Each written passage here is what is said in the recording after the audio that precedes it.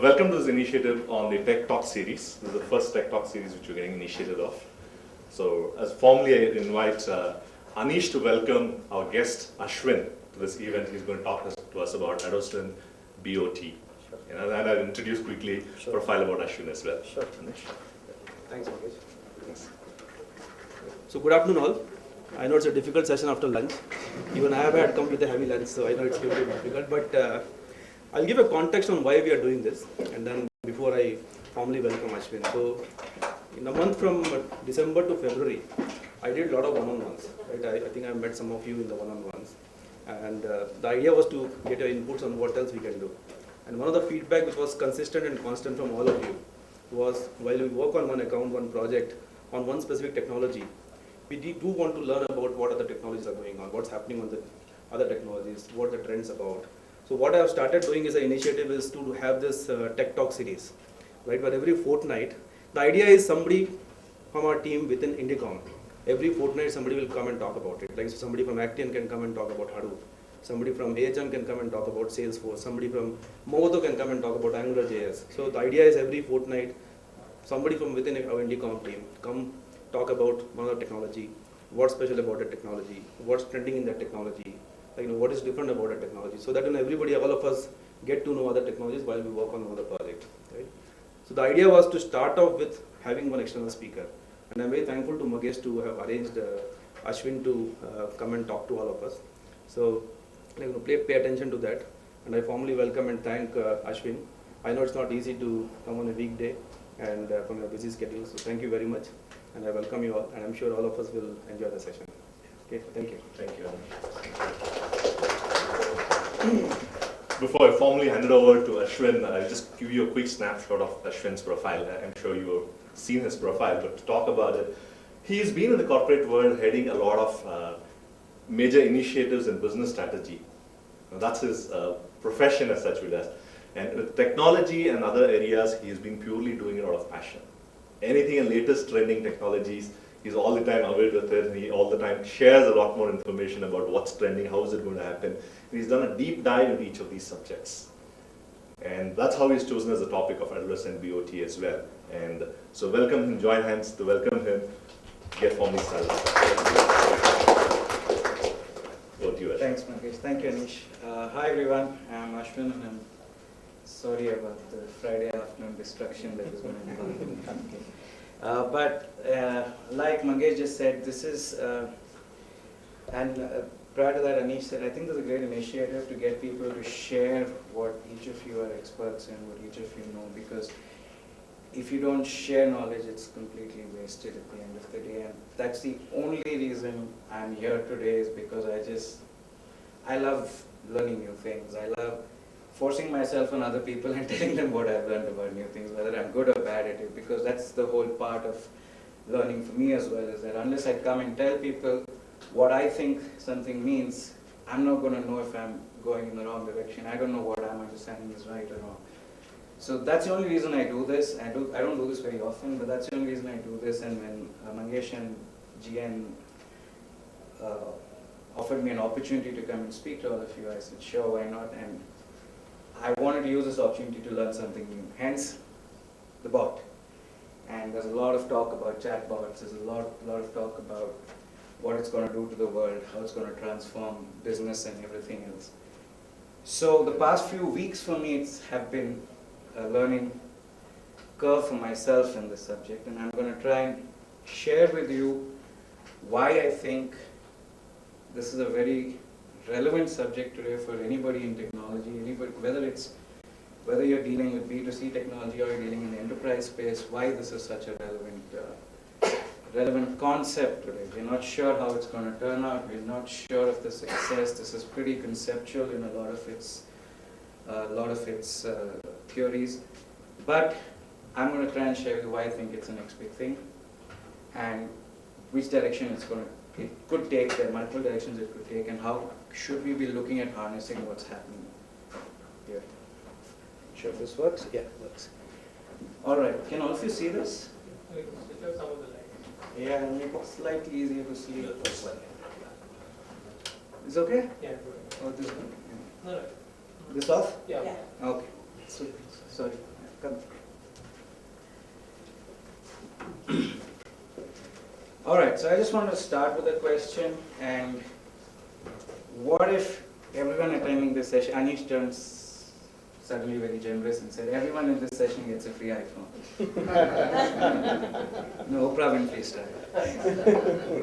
Right? And apart from it being the best TED talk ever and get huge props, my main question from that was, what would be the first app you'd install on your brand new iPhone? And with the first app... Outlook. Sorry, Outlook? Okay, how many WhatsApps? How many Outlooks? You guys work too much.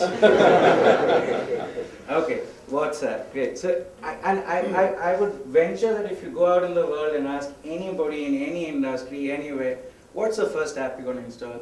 It's going to be WhatsApp or Facebook Messenger, their choice of a messaging service, right? So, what's the point I'm trying to lead to? I'm trying to lead to the point that we've reached a kind of an inflection point as far as the mobile app ecosystem is concerned today.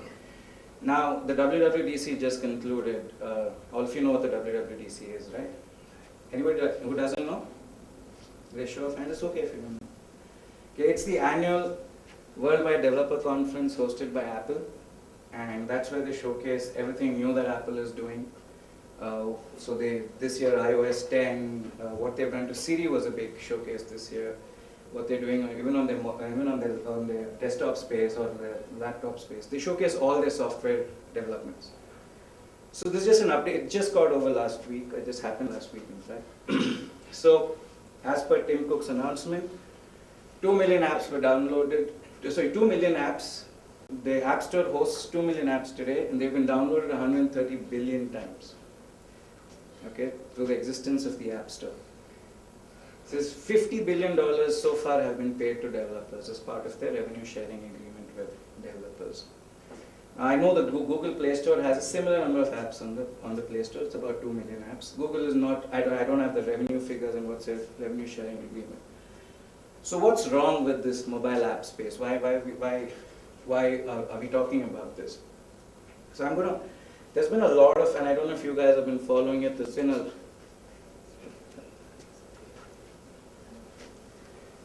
a lot of press about how mobile apps are on their way out, right?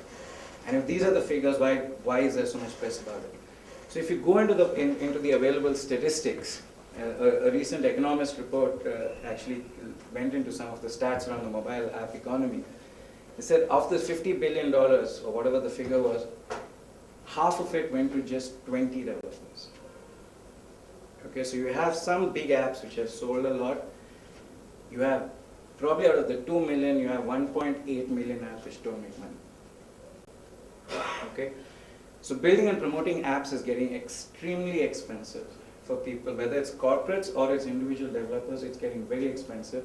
For corporates, building the app may not be so expensive, but still promoting it is really, really, really expensive. Okay, and most importantly, user enthusiasm is waning. And this is the findings of some reports, and that is a big question which I'm going to get into. Activate is another research company, does a lot of work in mobile space, and so they kind of made this very grand proclamation, mostly I guess to sell their report, is that the dream of the independent developer building a business in the App Store is over. If you're a guy who says, I've got a great new app idea, I want to build it, put it on the Apple Store and try and make a fortune, it's incredibly difficult to do. Okay? Now, what do I mean user enthusiasm is waning? So given that the mobile app ecosystem has evolved over many years now, and it's a kind of mature state. So people have started studying user behavior on the app stores, on their phones, how they use apps, how they interact with apps. So Localytics is one such firm which does a lot of research into this space.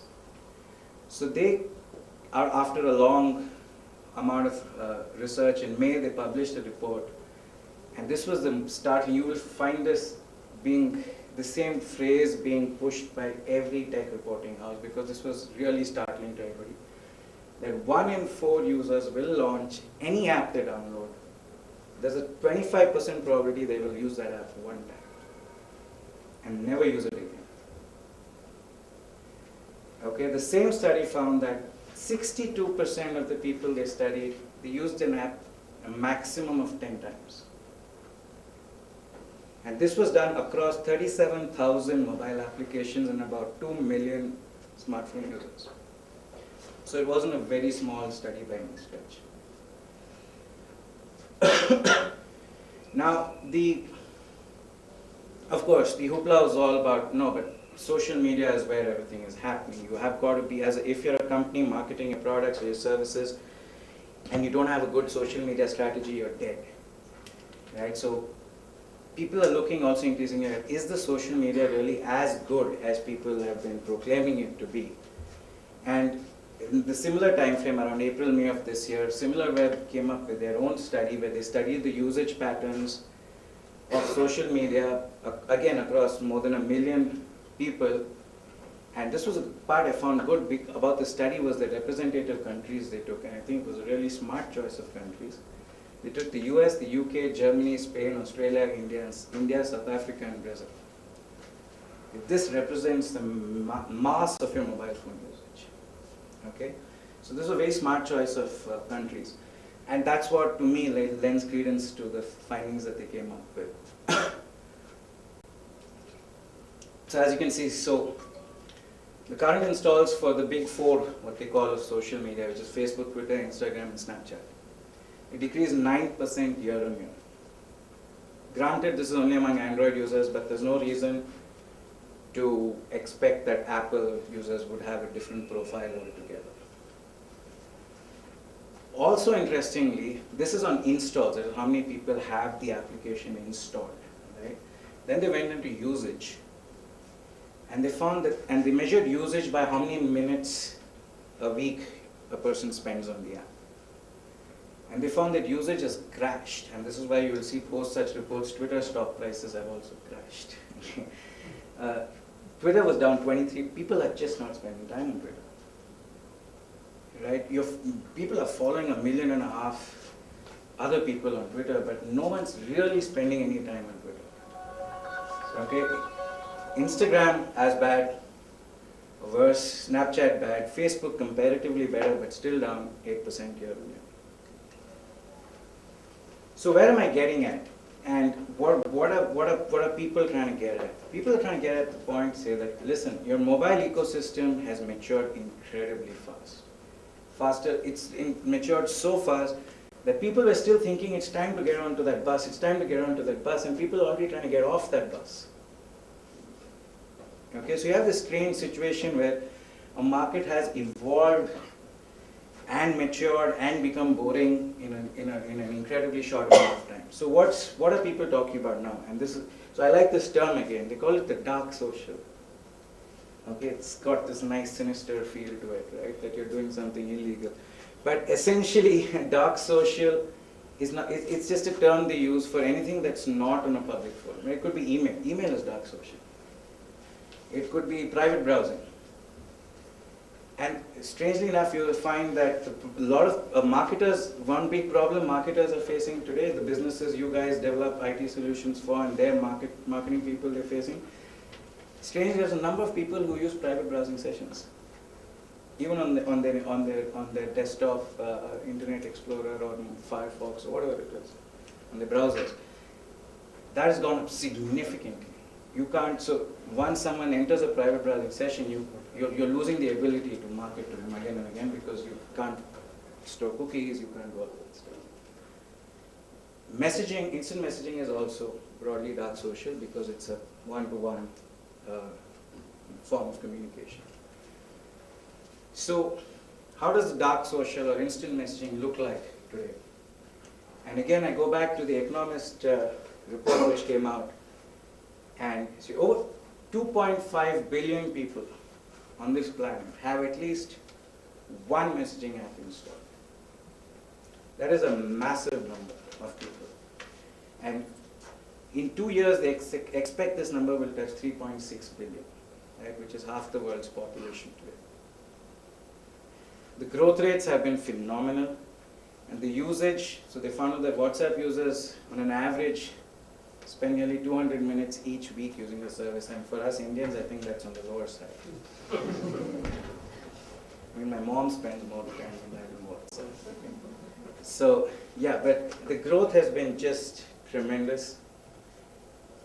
And this is from Business Insider, the intelligence report. So if you see from the third quarter itself, so if they compared the big four messaging apps and the big four social networking apps, and they looked at the monthly active users, how many users are actually actively using the service, and well, this graph tells you more than what I can tell you, that it's just, there has been an explosion. People are disinterested in social media in terms of your traditional Facebook, Twitter, Snapchat kind of tools, and everybody's on messaging apps these days. A lot of stuff is happening on messaging apps. So what does all of this mean? Why are we talking about it? So the reason we're talking about all of this is that the premise of this session and the premise of what I'm talking about is that our interactions as consumers with businesses is going to move away from apps. I'm not going to be downloading a company's app to interact with that company or to buy products from that company. That is just not going to happen. It's too cumbersome. We already have that problem. You know, I have this constant, and just to a personal side, I have a problem with my wife's iPhone. She's constantly running out of space. Okay? For the sole reason that you just have too many apps installed which you never use. And those apps keep downloading data. And with every update, they grow in size. And with today's, so for example, LinkedIn has a 3x3 deployment policy, right? They want 3 deployable releases every 3 days or something like that, right? So the number of updates has gone up significantly. Apps are updating constantly in the background. The app sizes are getting larger. Your data consumption is going up. It's just a nightmare for me. And end of the day, what happens to poor people like me, I get handed over an iPhone saying clear space in it. Okay, like I can magically generate more memory in that form. But it's just very cumbersome, right? So the premise of what I'm trying to say here is that the apps as a mode of interacting with companies, organizations, with brands is ending. It's just too cumbersome a way to do it. And the premise we are stating, which is being stated by a lot of people out there, is that chat apps will become, instant messaging app will become a new browser. It's going to replace me having to go open a Chrome session or a Mozilla or a Firefox session and saying, okay, I want to Google shoes, sports shoes in India, or Reebok sports shoes. My instant messaging platform is going to become a new browser. Okay, this is a guy, Ted Livingstone. He's a founder of Kik. Kik is one of the early proponents of both instant messaging and bots on instant messaging. So Kik along with Telegram. In fact, the first bot that we know technically was in the service called Telegram. It's not hugely popular, but that's where the first bot came out. So this was another early starter in the space, right? So this is what he says. Chat apps will come to be thought of as new browsers. Bots will be the new websites, and this is the new internet. Microsoft held a Build conference. It's similar to WWDC, which Apple holds. They hold a conference called Build. It happened in the end of April of this year. And Microsoft has a huge push in this area. A massive amount of investment being channeled into bots, right? And this is what Satya Nadella in this most recent Build conference had to say. The interesting part here, which I found, and I find this a really good thing, is that obviously this comes with smartness and chops, and Satya Nadella has enough of both. That you're just not talking about bots as this vague, robotic, AI-driven creature, right? You're saying that, and he's really nicely put it, saying people-to-people conversations, people-to-digital assistant conversations, people-to-bots conversations, and even digital assistant-to-bot conversations. And this, I think, is real because this is your whole ecosystem in the new messaging platform, right? You have people, you have the messaging platform, you can have digital assistants, and I'll come to what are digital assistants. You can have bots, and all of them can interact.